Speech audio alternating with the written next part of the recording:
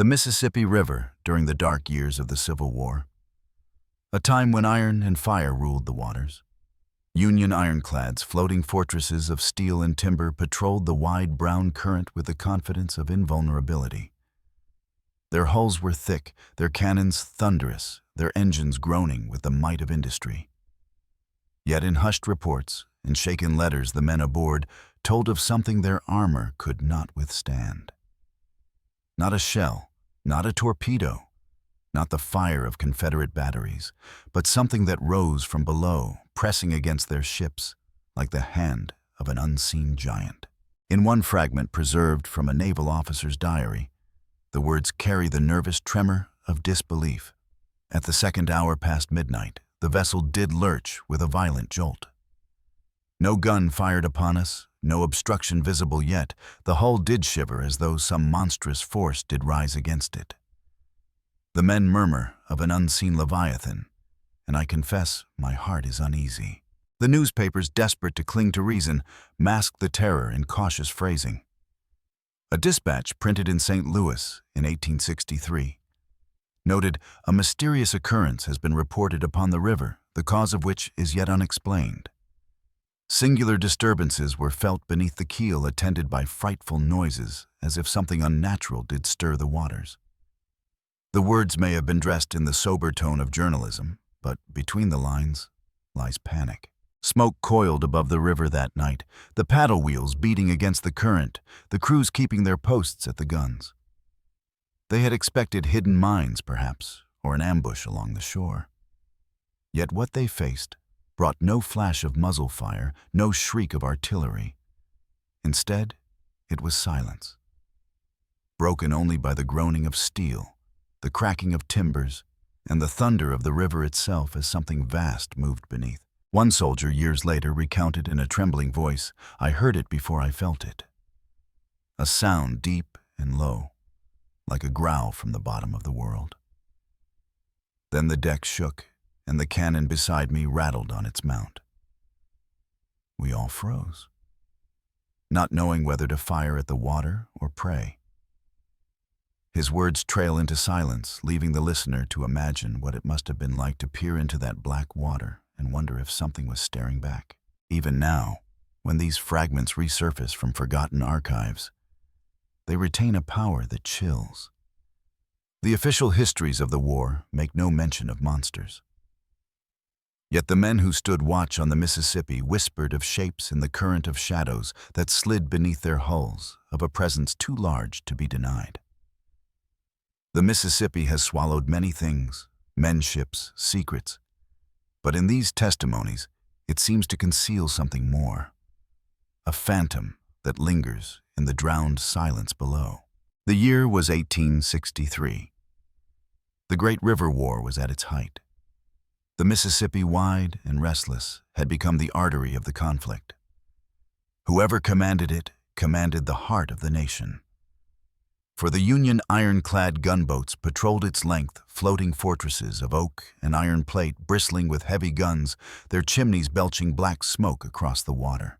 The names of these ships still echo in the official records: Cairo Carondelet, Baron de Kalb Benton. They were called Brown Water Navy, forged for river war, their decks crowded with sailors, soldiers, and the constant vigilance of men who knew danger could come at any hour. To the south lay Vicksburg, the Confederate stronghold. To the north, supply lines stretched back toward St. Louis and Cairo, Illinois. Every mile of river was contested ground. Life aboard an ironclad was its own kind of siege. The air was heavy with soot, the decks slick with river mud. Engines clanked through the night, never silent. Cannon drill became routine. Men slept in shifts, their hammocks swaying with the roll of the current. Always there was the fear of sudden attack from sharpshooters on the banks, from hidden torpedoes planted in the muddy shallows, from Confederate rams that struck like wolves in the night. But it was not only human enemies that haunted the crews. The Mississippi itself carried an ancient weight of superstition. Pilots spoke of whirlpools that opened like mouths. Old rivermen told of creatures beneath the water serpents, river spirits, drowned men who pulled at boats from below. Such tales were dismissed by officers, written off as sailors' fancies. Yet when ironclads began to lurch as though struck by invisible hands, those old whispers suddenly seemed less absurd. The river at night was a world unto itself. Thick fog clung to the surface, lanterns glowed dimly through the haze, and the water reflected nothing but shifting shadows. The men at watch would lean on the rails, staring into blackness, hearing strange knocks against the hull. Sometimes it was driftwood, sometimes logs torn loose by the current. But sometimes the impact was too heavy, too deliberate, as though something alive had struck from beneath. In official dispatches, commanders noted only unexplained disturbances or peculiar jolts against the vessel. Yet below those dry words lay a deeper unease. For if these were not torpedoes, not rams, not tricks of the river, then what were they? Why did seasoned sailors whisper about the deep? Why did some men refuse to sleep below deck, choosing instead to lie awake under the stars, listening for sounds that seemed older than the war itself? By the spring of 1863, the strange reports were no longer isolated. They appeared like faint signals in the press, scattered through letters, diaries, and official dispatches. Always subdued in tone, always wrapped in words like curious, unaccountable singular. Yet beneath that restraint one feels the pulse of dread. The St. Louis Democrat, in its April column, described one incident in carefully measured prose. The gunboat Carondelet experienced a mysterious occurrence whilst in passage upon the lower river. A singular concussion was felt beneath her keel, as though some obstruction had risen from below. The cause remains unaccounted for, no torpedo nor raft being discovered. The report ends there, no explanation, only the chill of uncertainty left on the page. In the archives of the Western Gunboat Flotilla, a memorandum survives in a captain's hand. His writing is clipped precise, yet betrays unease. At approximately 2 hours past midnight, the vessel lurched in a manner most violent. No enemy vessel engaged, no torpedo evident. The men whisper of unnatural causes. I cannot dispel their agitation. His pen trails off. The log breaks mid-sentence as if he could not bring himself to commit the final thought. Other newspapers followed. The Cairo Gazette spoke of a frightful lurch that rattled cannon from their mounts. Sailors on deck swore the water itself roiled as though a massive body had disturbed it. Yet divers sent below found nothing but silt and current. The matter is deemed an anomaly most peculiar. The reporter concluded his words cloaked in that Victorian restraint that masked true alarm. Private letters, unshackled by the need for formality, carried a sharper edge. One sailor writing to his brother in Illinois confessed, "We are struck by no shot yet. The hull shivers as if alive beneath us. I smelled a stench like rotten flesh rising from the river. I tell you honest, the men speak of monsters, and I cannot laugh at them." The letter was never meant for publication, yet it survived in a family collection. Its honesty unpolished, its fear unmistakable. During the Vicksburg campaign that summer, the disturbances multiplied. A commander noted in his official log, "Our ironclad shook violently absent of any enemy fire. The phenomenon is beyond explanation. I record the fact only." His superior officer scrawled a dismissive marginalia unsubstantiated. Yet the entry remains, a quiet testimony that something moved below the keel of a warship on a night when the banks were silent. The Louisville Journal, perhaps more willing to flirt with sensation, printed a column describing an extraordinary disturbance in the waters, accompanied by dreadful noises, the fate of which is yet unresolved. Rival papers mocked the notion, suggesting submerged rafts. Confederate divers even playful exaggeration from nervous recruits. But no evidence was ever offered and no culprit found. So the record of the Mississippi holds this shadow official logs that end too quickly, clippings that speak of unexplained shocks and singular disturbances. Always couched in cautious language, always leaving more unsaid than spoken. They called it accident. They called it coincidence. But in the quiet ink of those old pages, a different story stirs, one that suggests the river itself held secrets steel could not master. The Mississippi has always been more than a river. To the Union engineers, it was a route to cut the Confederacy in half. To the rivermen, it was a living presence, unpredictable, dangerous, and full of moods. Long before Ironclads steamed through its currents, the tribes along its banks had told stories of water's spirit serpent gods and drowned guardians who pulled the careless beneath the waves. Those ancient voices still clung to the river's surface, even as cannons roared above.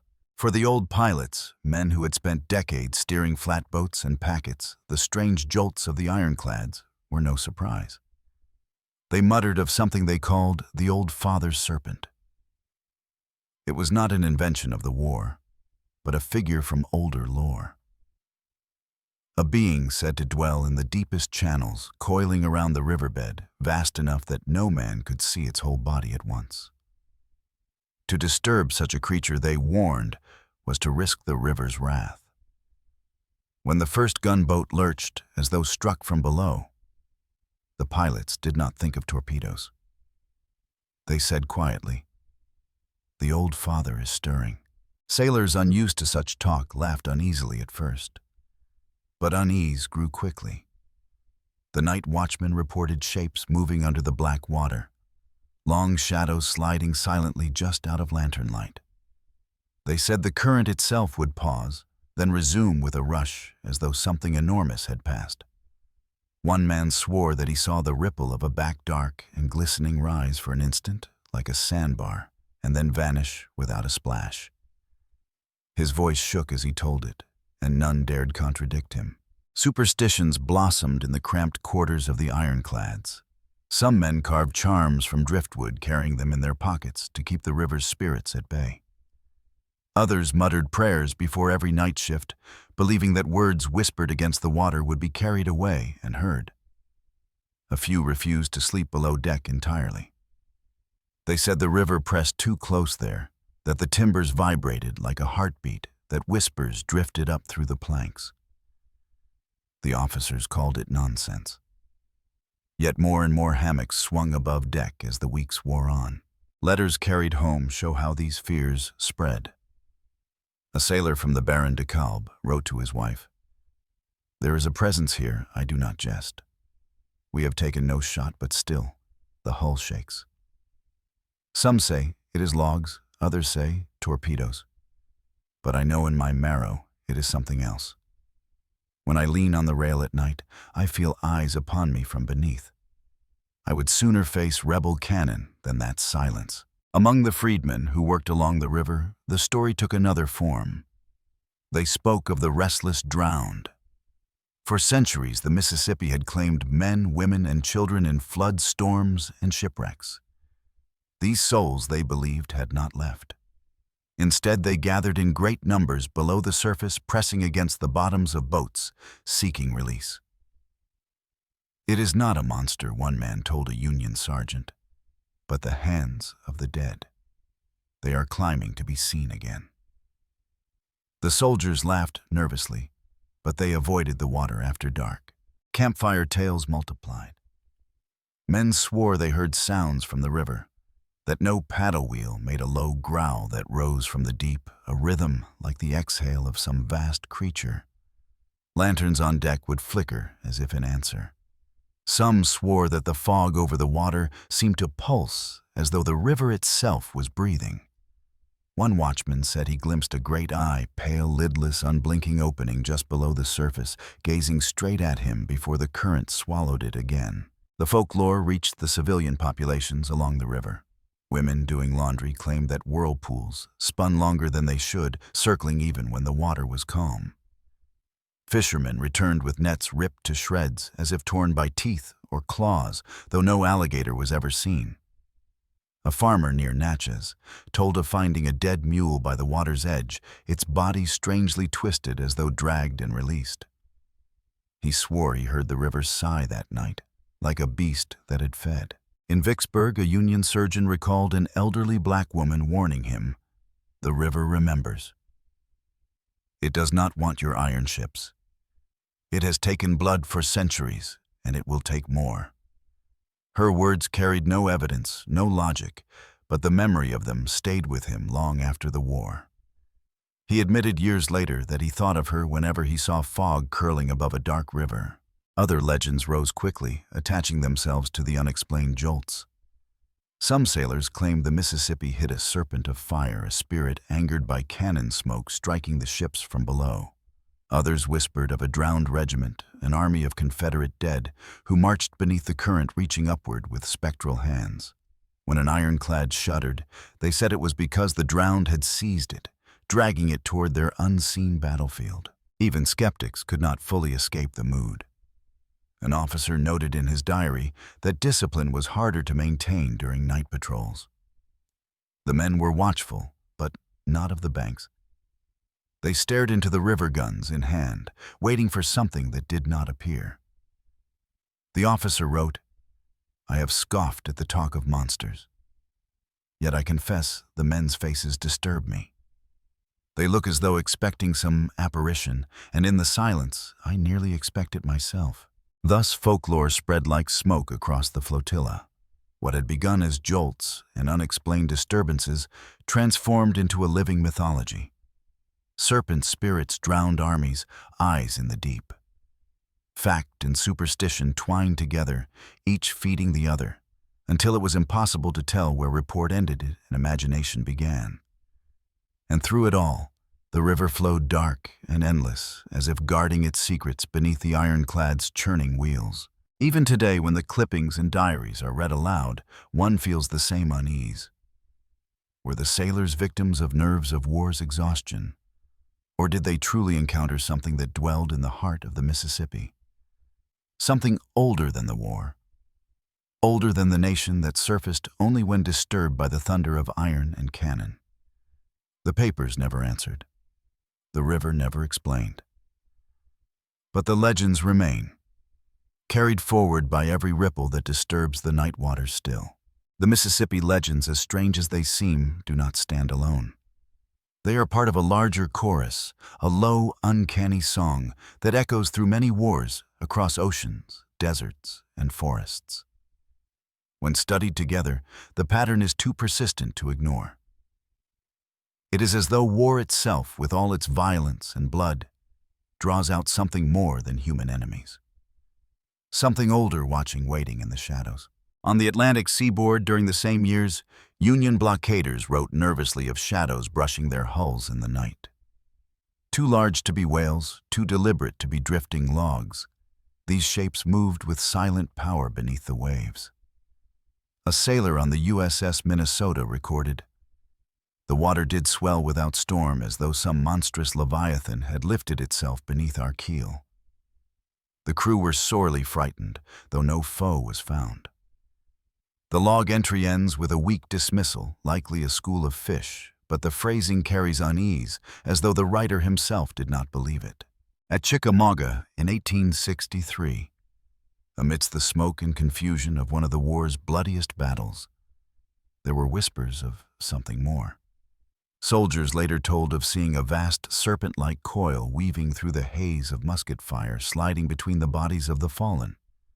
Some claimed it was only smoke twisted by the wind, but others swore the form was too deliberate, too sinuous to be illusion. Chickamauga, a battlefield forever known for its ghosts, seemed to birth another legend that day. Antietam, too, carried its shadow. Survivors whispered of a black hound that appeared among the dead after nightfall. Its eyes like fire, its form solid yet untouchable. Men swore it stood over bodies, as if counting the fallen. One diary entry called it a beast, not of this earth, come to tally the souls of the slain. The official histories made no mention of it yet. In letters carried home, the tale spread like a stain, unsettling families who read them by candlelight. The motif traveled beyond the Civil War. In the First World War, British sailors patrolling the North Sea recorded sightings of an eel-like monstrosity long beyond estimation, rising near the vessel's side before vanishing. Their superiors dismissed the event as hallucination from exhaustion, but the entry remains inked in a naval log, proof that something was seen. German U-boat commanders in the Second World War wrote of similar experiences. One report, later suppressed, spoke of a sea creature of prodigious size scales glimmering in the moonlight, which did batter the hull before retreating into the deep. The officer superior scrawled the word fantasy across the margin. Yet the log was not destroyed. Why? Perhaps even the skeptical feared erasing it entirely, and not only the sea. In the jungles of Vietnam, American patrols whispered of shadowy figures that moved through the trees without sound, forms that did not trigger tripwires or mines, yet followed them mile for mile. In Afghanistan, soldiers told of lights in the mountains, drifting silently like lanterns, borne by invisible hands. Each war seems to bring with it not only new technology and tactics, but new brushings against the unknown. The Mississippi stories, then, are a link in a chain. A pattern emerges: war brings blood, and blood awakens whispers. Soldiers already strained by sleepless nights and fear of death seem to become attuned to things others cannot or dare not see. Skeptics call it nerves, mass hysteria, hallucination. Yet the language in the logs, the trembling in private letters, the half-erased phrases in official reports, they carry a weight beyond invention. It is striking how the words repeat across time. In 1863, a singular occurrence. In 1917, a mysterious disturbance. In 1942, a frightful apparition. Different wars, different seas and rivers, yet the same reluctant language of men who witnessed something they could not name. The words become a motif themselves, like ripples from a hidden current. Was it always the imagination of tired men? Perhaps. Yet why do such visions surface most often in war? Why not in times of peace? When rivers flow quietly and oceans sleep? There is a sense, an unspoken fear, that war itself, with its thunder and carnage, rouses something that peace leaves dormant. That blood spilled into soil and water calls to forces older than nations. The Mississippi sailors whispered it openly. They said the river grew hungry, that it had tasted iron and blood, and something within it stirred in answer. To them, the jolts and shudders of their ironclads were not accidents of navigation, but warnings, reminders that man's wars were being fought on land and waters that already belonged to powers unseen. And when one lays the stories side by side, the ironclads struck from below the Serpent at Chickamauga, the Hound of Antietam, the Leviathans glimpsed by sailors in 2 world wars, the pattern glimmers. Always in battle, always in death, always in the shadows of conflict. The motif is undeniable. It is as though war tears the veil thin. Men face death not only at the hands of their fellow men, but from something older, something that lurks in the rivers and forests and skies, waiting for the noise of cannons to draw it forth. The Mississippi tale, then, is not just a local legend. It is one note in a larger song, a song that is played across centuries, across continents. The motif binds them, the unseen blow, the phantom shadow, the inexplicable presence that lingers when guns fall silent. And just as the Mississippi sailors whispered of eyes below the water, others in other wars whispered of eyes in the trees, or lights in the mountains, or coils in the sea. All part of the same strange chain, all testifying to the same uneasy truth.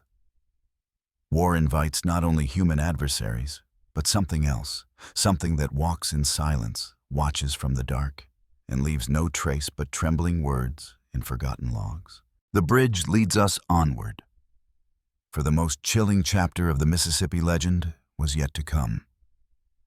The night when one of the Union's proudest ironclads did not merely shudder, but seemed to meet face to face the presence below. And the men who survived refused ever to speak of it again. The river was quiet that night, too quiet. June 1863. The Baron de Kalb, one of the Union's proudest ironclads, drifted under the moon's pale glow. The current pulled against her armored hull. The paddle wheels churned steady, and above her decks, lanterns swung in the humid breeze. Men whispered, dozed, cleaned their rifles, stared into the fog. All the sounds were familiar until the first jolt came. It struck at the bow, like the blow of a giant's fist. The whole ship lurched upward, hammocks swayed violently, and cannon wheels rattled against their mounts. Soldiers leapt from sleep expecting shell fire or torpedo. But no flash lit the banks, no sound followed except the groan of straining iron and the shudder of the river itself. Then came the second strike, heavier, longer. A deep vibration traveled through the steel plates as though something scraped its back along the hull. Men clutched at the deck, eyes wide. A few crossed themselves. Some scrambled for the guns. The captain shouted for calm, but his voice trembled against the thrum beneath their feet. Lanterns were thrown overboard. Their light bobbed in the current, casting wavering yellow across the black water. The surface rippled unnaturally, as though something vast shifted just out of sight. For a moment the crew held their breath. Then bubbles began to rise, slow at first, then faster, frothing, as if the river itself exhaled in great heaving sighs. One sailor would later write in the margin of his Bible, "It was alive. The river breathed." Those words, fragile in faded ink, survive still. His only testimony. Witnesses claimed to hear a sound no cannon could make, a low moan drawn from the deep that vibrated in the chest and teeth. One described it as a groan of iron bending. Another swore it was the rasp of scales grinding against armor. The sound lasted only seconds, but it carried into memory like a wound. Then a shout from the forward deck. A watchman screamed that he had seen an eye staring back at him. Pale, lightless, enormous. He fell to his knees raving until his mates dragged him away. Later he refused to speak of it. Yet 2 different letters written home by others on board mention an eye like the lantern of hell. The captain's log, read in daylight, shows restraint at 2:15 a.m. vessel struck from beneath. No enemy visible. Disturbance peculiar and unaccountable. Men shaken. But archivists who later examined the page, under lamplight, found something more: words scratched out so violently they tore the parchment as if seized. Near the bow, sailors reported a heavy thud. When examined, the iron plating bore a dent inward, pressed in a way no driftwood could cause. The mark resembled the curve of something rounded like a massive skull or knuckle. It remained visible even after repairs quietly noted in shipyard records. Rumors spoke of worse. That one sailor vanished entirely that night. The muster rolls deny it, yet whispers persist. His rifle was found propped against the rail, his cap left on the planks, but his body was never recovered. One crewman muttered years later that he saw a pale hand clutching the rail before the water took it back. His words were struck from deposition, yet the echo remains. The men grew restless. Some clung to charms and driftwood crosses. Others swore they felt the ship sink slightly, as if dragged from below before being released. The river seemed to close around them, breathing, waiting. Hours passed in tense silence, broken only by the churn of paddle wheels and the hiss of steam. Discipline faltered. The captain ordered silence, but whispers spread. The river wanted one of us. More than one man refused to return to his hammock below, preferring to sleep with musket in hand under the stars. When dawn finally came, the faces on deck were pale, hollow-eyed, aged in a single night. Later, when the Baron de Kalb was sunk by Confederate torpedo, official histories recorded her loss as an act of war. But among the men who survived both incidents, the memory of that earlier night weighed heavier. A torpedo was a weapon understandable human. What had happened before Vicksburg was something else entirely, something beyond comprehension. One diary found in a trunk decades later held this passage: "The cannon may kill the body, but the river seeks the soul." We all heard it. We all felt it. Some saw more. And one of us never came back. The writing stops mid-sentence, ink smeared as though the author closed the book in haste. Even in official archives, fragments betray more than silence. Margins filled with hesitant words, peculiar disturbance, unsubstantiated report. Phenomenon unaccounted for. Behind those clipped lines lies the trembling of men who dared not name what they saw. Fear, after all, has a way of erasing itself. One story spoken only once lingers like a phantom. An elderly sailor near death confessed to his grandson, "It pressed against us, lad, like the hand of God under the water, and when it let go, it took one of ours with it. That is why I never went back to the river." Such confessions buried in letters and whispers are the true climax of the Mississippi legend. A ship jolted by unseen hands, iron bent by something not human, a life stolen without trace. The silence of survivors is its loudest echo. In the years after, men who had served aboard the Baron de Kalb could not bring themselves to speak of the incident. They mentioned torpedoes' Confederate fire hunger disease. But when pressed about the night the river struck, they turned away. Their silence was as telling as any account. The Mississippi keeps its secrets. That night in 1863, it revealed one just for a moment before swallowing it back into the dark. What rose against the Union ironclad has no name in history, only a shadow in the record. Yet its memory lingers in dents on iron, in scratched-out words, in faces that never slept sound again. And for those who read the fragments today, the silence between the lines is almost louder than the words themselves. The Mississippi keeps flowing, broad, brown, relentless. To most, it is only a river, a highway of commerce, a divider of states, a stage for the Civil War. But for those who listen closely, it is something more. It is a witness, and perhaps a keeper of things that no man dares to name. History tells us the Baron de Kalb was lost to a Confederate torpedo in July of 1863. That is the official ending.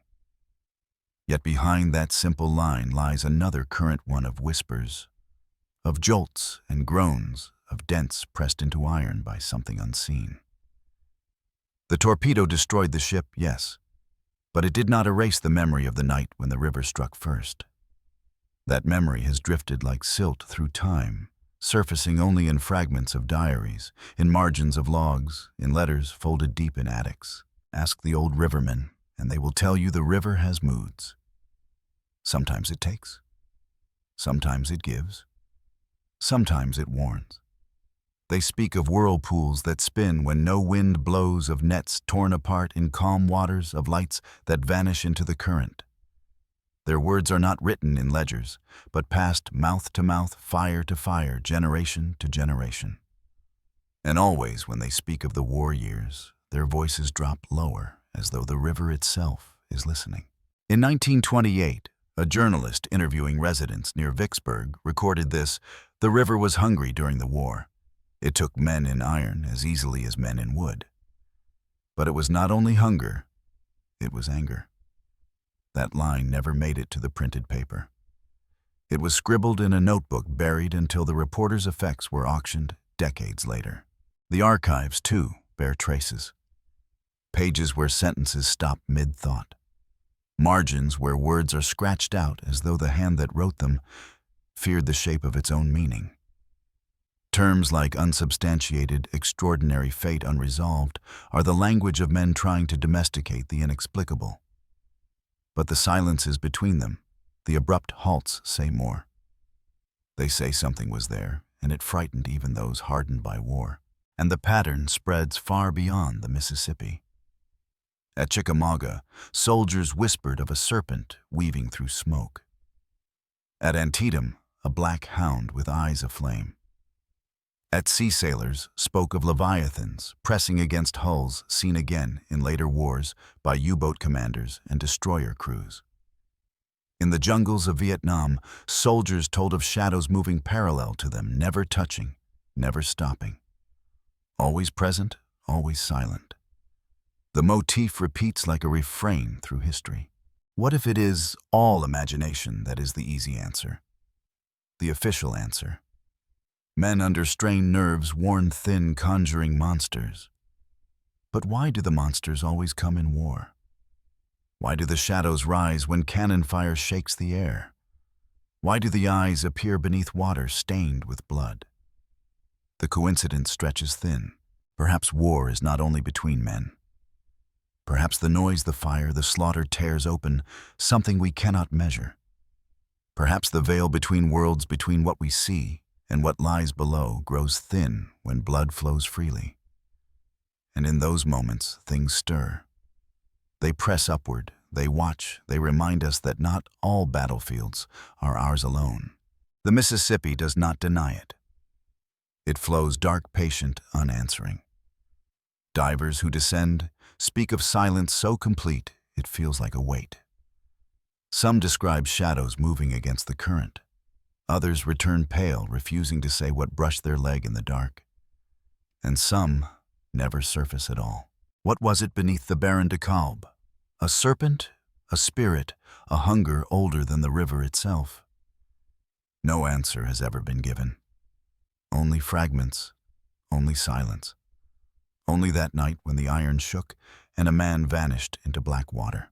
So the story remains unfinished, and perhaps it always will. The Mississippi keeps its secrets. The war left scars upon its banks, but the river's deepest scar lies unseen at the bottom, where silt buries all. Yet every ripple, every unexplained eddy, every circle of bubbles on a moonlit night seems to whisper that the old story is not done. And so you stand now listening, watching the river roll past. The same river, the same current flowing over the same depths. Do you believe the old reports were only hysteria? Or do you feel, as many have, that something stirs just beneath the surface, waiting for noise and blood to wake it once more? The Mississippi gives no answer. It never has. It only moves endless and silent, carrying secrets into the Gulf. And perhaps one night when the river grows still, it will rise again. You have just heard another file from Warfront Archives. If you wish to descend deeper into the forgotten and the unexplainable, subscribe and keep watch. For history is never silent. It only waits like the river until someone dares to ask.